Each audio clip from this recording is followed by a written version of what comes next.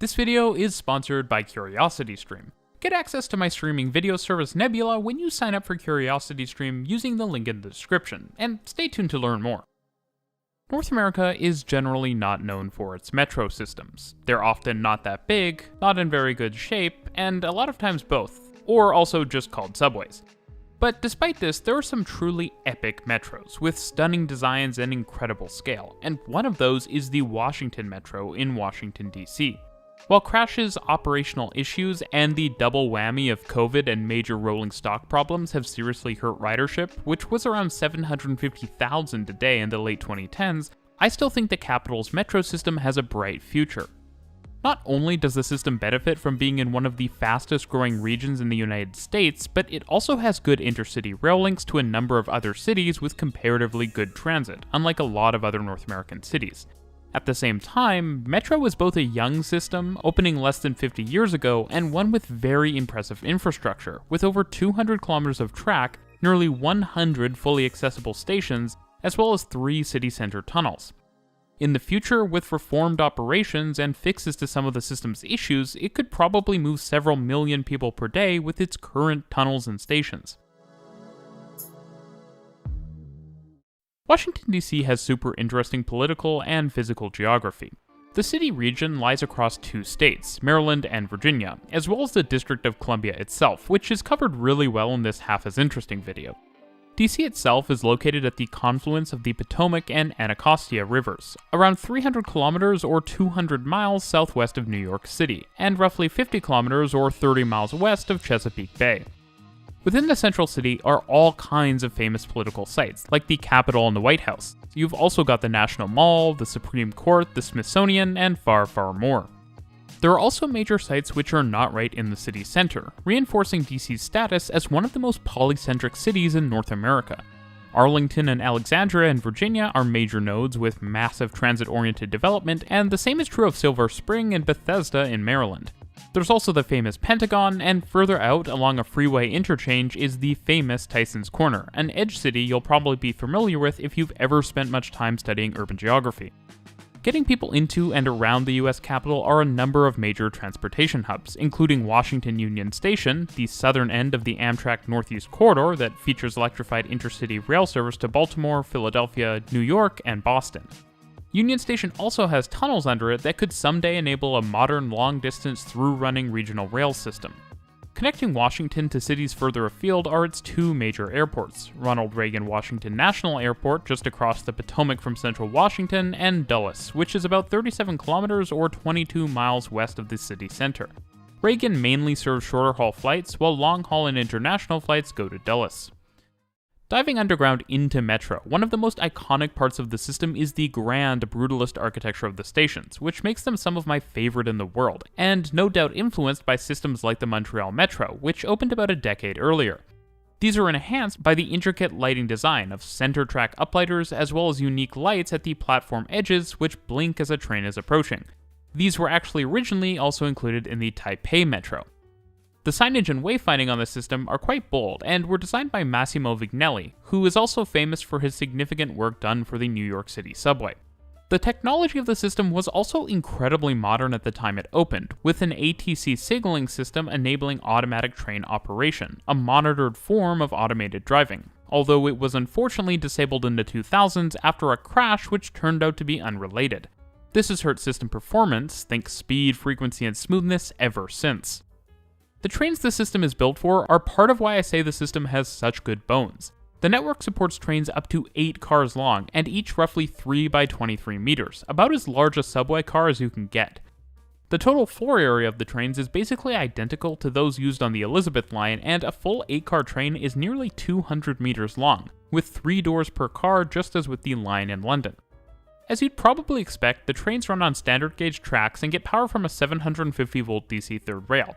They also have a very recognizable hexagonal front profile which sort of reminds me of BART, and much like BART, the system operates at higher than typical metro speeds of up to around 100 km per hour, versus the typical 80, and originally had trains with a very commuter-oriented seating layout. Much like the New York City subway's latest cars, the problem-plagued 7000 series metro trains are manufactured by Kawasaki and feature similar useful digital wayfinding. Looking at the system itself, one of the most impressive aspects is that, as I mentioned earlier, it has 3 city center tunnels that allow the lines from the suburbs to converge on the core of DC. One tunnel travels east-west through the center from Farragut north-south across under G Street to Judiciary Square and back north to Union Station. Another travels east-west from Foggy Bottom, George Washington University to McPherson Square, then south to the National Mall and across east to L'Enfant Plaza and Capitol Hill. And the last, which travels entirely north-south, from L'Enfant Plaza through downtown at Gallery Place to neighborhoods like Shaw, U Street, Columbia Heights, and Petworth. Through the first tunnel runs the Red Line, which starts on both ends in Montgomery County, Maryland, and travels south through Bethesda in the west and Silver Spring in the east to central Washington, D.C., passing north beyond the Capitol Beltway Ring Road on both sides. A large portion of the Red Line runs on the surface, including next to mainline rail at the northwest extent of the line and from Union Station to Silver Spring, while other portions, including downtown and the northeast portion of the line, are underground. The northeast being very deep underground. Wheaton Station actually has the longest escalators in the Western Hemisphere. Interestingly, Noma Gallaudet U Station was added as an infill station in the 2000s and has an incredible amount of TOD around it, which is a pattern we're going to be returning to. Next comes the Yellow Line, which starts at its southern end in Virginia, passing north through west central Alexandria and then along the Potomac, before diverting through Ronald Reagan Airport, diverting west to Crystal and Pentagon City and the Pentagon itself, before the line crosses the Potomac on a bridge and then dives underground in central Washington. From here, the line runs along the north-south downtown tunnel, connecting to the Red Line at Gallery Place, Chinatown. The Yellow Line then continues north, diverging west to serve Columbia Heights, before diverging back east to connect to the Red Line at Fort Totten. Rather uniquely, like White Flint on the Red Line, Fort Totten's Green and Yellow Line platforms are mostly above ground, with tunnels on both sides, which is a design I've always found kind of charming. Beyond here, the Yellow Line continues northeast into Maryland, terminating at Greenbelt near the Capitol Beltway. The Green Line, or more accurately Service, runs from the northern end of the Yellow Line all the way south to L'Enfant Plaza, where it splits from the Yellow Line to the east, traveling through the fast-growing Navy Yard area before passing under the Anacostia River. From here, the line continues southeast on an increasingly above-ground alignment into Maryland, where it terminates. The Blue Line starts just east of the Capitol Beltway in Largo, before continuing west above and below ground in a sea of single-family homes, before coming above ground to cross the Anacostia River on a bridge. Here, the line dives underground and follows the angular planned roads of southeastern DC to the eastern edge of the final downtown tunnel, which it passes through, connecting to the Yellow and Green Lines at L'Enfant Plaza and the Red Line at Metro Center, and then beyond under the Potomac River to Rosslyn. From Rosslyn, the Blue Line turns southeast and runs along the Potomac past Arlington National Cemetery and to the Pentagon. The Blue Line then runs alongside the Yellow Line all the way to western Alexandria, before diverting from it and traveling west alongside mainline rail and the Capitol Beltway through mostly big box and industrial-feeling areas. The line ends at Franconia Springfield after diving under the Capitol Beltway. As with the eastern end of the Blue Line, the Orange Line starts right near the Capitol Beltway, but within it. The last station on the line, New Carrollton, is actually a station on the northeast corridor, which the Orange Line travels along above ground, away from any dense development until Cheverly Station, where the line diverts to the southwest, still above ground alongside non-electrified mainline tracks until it reaches the Blue Line. The Orange Line travels with the Blue Line into Rosslyn, where it diverges to the west to travel through central Arlington. Beyond Arlington, the Orange Line pops back above ground to run along a highway in the median. Coming up to the Dulles Access Road, the Orange Line continues west along the previous highway alignment all the way to Vienna, but not that Vienna, where it terminates. The last line in the network, and the most recently extended, just in the last month at the publishing of this video, is the Silver Line. The Silver Line runs along the Blue Line to Rosslyn and with the Orange Line to its west, before diverging north up the Dulles Access Road. The line diverts back out of the Dulles Access Road near Tyson's to run elevated through the area, crossing the Beltway before diving back underground, surfacing at Greensboro Station and then continuing elevated to Spring Hill Station, and then back into the median of the Dulles Access Road, which always had space in it set aside for future rail. The section after Spring Hill is extremely weird, as the Silver Line travels nearly 10 kilometers or 6 miles between stations. Extremely unusual for a metro and possibly a record. If you think you have a longer example, leave it in the comments. This is basically through an area of forest and large lot single-family homes before the line arrives in Reston, where trains terminated up until recently. With the new extension, trains continue through Reston to Herndon and beyond onto the Dulles lands, where the line goes elevated and serves the station with a grand canopy reminiscent of the main terminal building. The line doesn't stop here though. It turns, still elevated, and heads north, popping back into the median of the Dulles Greenway and extending several more kilometers northwest to Ashburn. This puts the terminus of the Silver Line over 40 kilometers from central DC as the crow flies. Stepping back, what you can probably see now is that the DC Metro is a bit of a mess of interlining. Only the Red Line is fully independent, and the interlining can create a lot of issues, as trains on all other lines interact with one another thanks to the interconnection between the yellow and blue lines. Despite these issues, there are a lot of learnings other systems, even outside of North America, can take from the DC Metro. For one, the system quite seamlessly crosses the entire region and 3 different jurisdictions as a unified system. And at the same time, I was recently discussing with someone the governance, which has been surprisingly stable despite the various stakeholders involved in the system.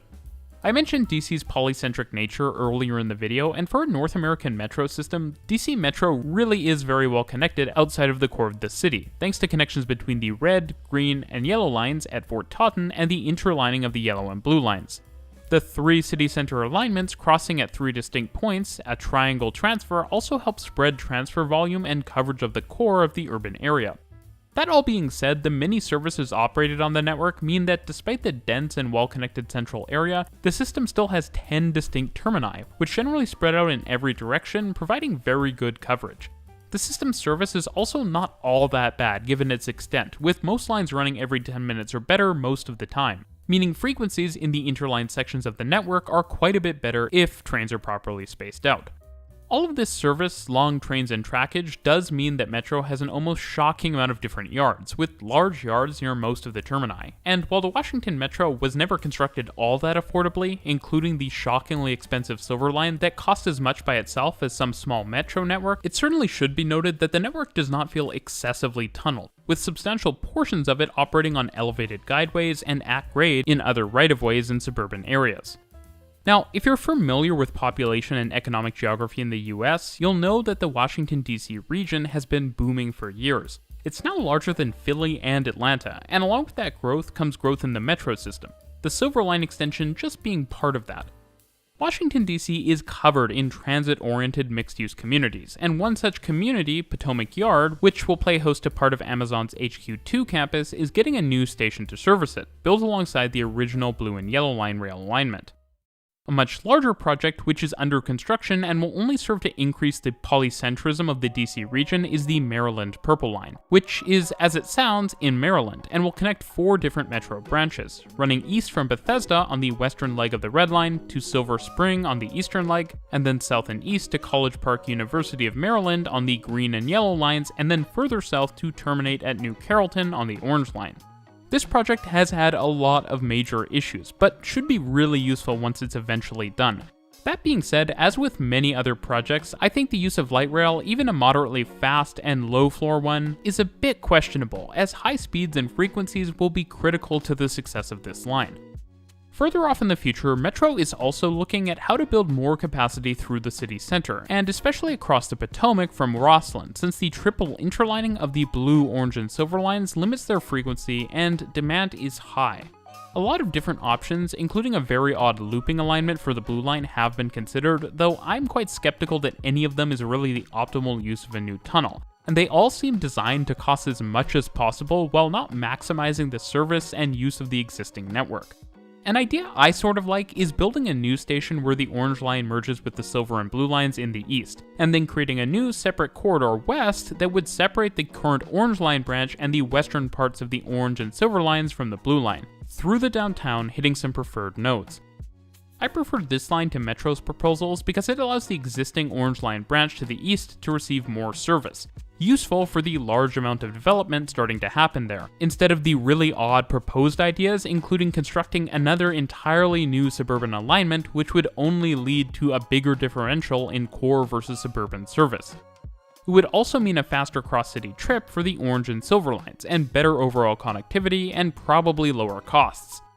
Since any new rail line will be very expensive, a new terminating platform at Rosslyn, sorting out the signaling system to enable higher frequencies, and getting some higher capacity trains that are fully walk-through and have more doors would all make a lot of sense in the meantime.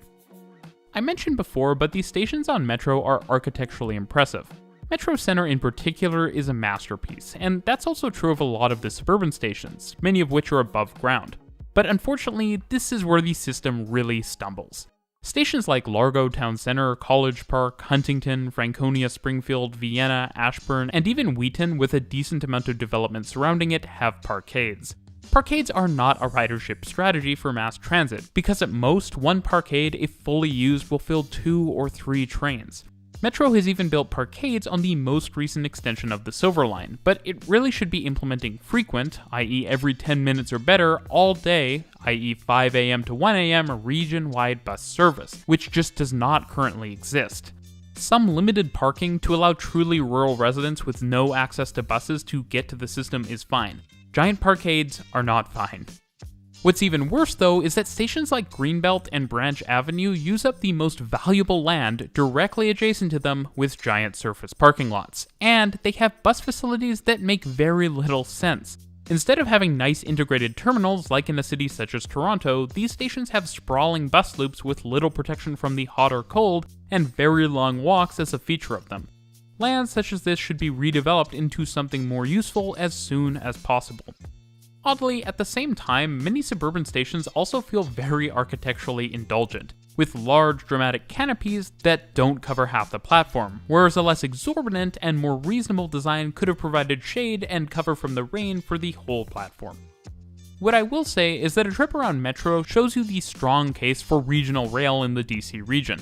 Many Metro stations like Silver Spring, L'Enfant Plaza, and even Fort Totten, not to mention Union Station, could become hubs for a frequent subway-like regional rail service, replacing what is today the 3 MARC lines to the north and the 2 VRE lines to the south. Such a service would complement Metro for even longer distance journeys, allowing it to focus more on capacity and more on local trips, and a lot of the infrastructure, short of the enhanced and better connected stations, is already there, including the hardest part to build, the city center tunnel. Indeed, after Toronto, DC is probably one of the most natural places in North America to implement modern regional rail.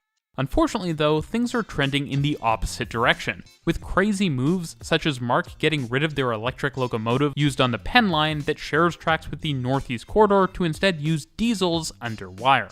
Nonetheless, even without mainline rail, Metro is an impressive system, from its great architecture to its huge trains. And in doing research and traveling around the system online, I was just excited to imagine the bright future this system could have ahead of it. A special thanks to Eamon, Erel, John, Mark, and Sam for their on-the-ground insights and footage from Washington, D.C. used in this video.